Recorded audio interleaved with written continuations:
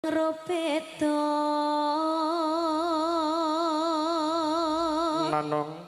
nyuntak terasno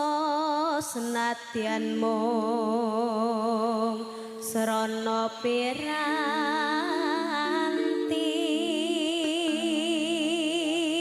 garap langgam sik engko sing kedua garap gamelan Bali no. Oh ngono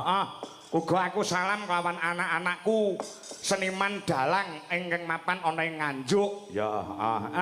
iki mau do salaman kelawan aku Mas sapa ki mau aku lali ya Tole Bimo terus Akbar ya Chandra ya dan lain sebagainya yuk terus gambarmu uga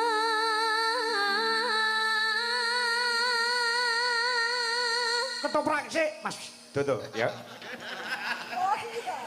penjane Bapak Dr. Andes Haji Lukman minangka dadi kepala sekolah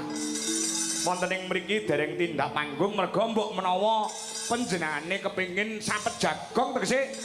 jagongan ngobrol lawan kowe nduk niken mula diaturi tindak panggung ya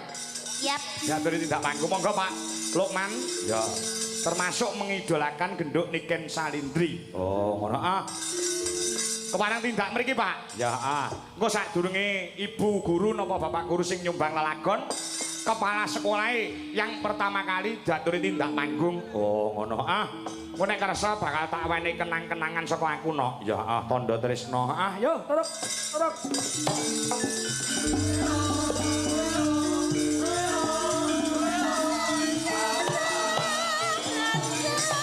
monggo Pak Haji Lukman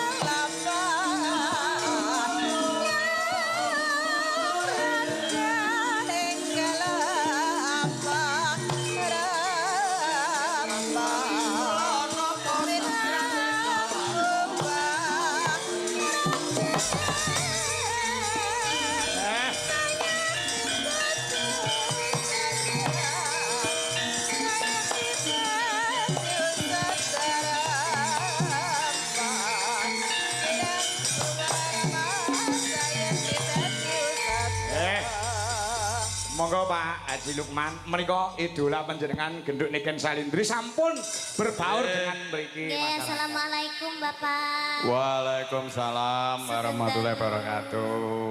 nggih Mbak Niken nggih Pak terima kasih atas kedatangannya di SMK PGR 1 Nganjuk moga-moga untuk sekolah kita tetap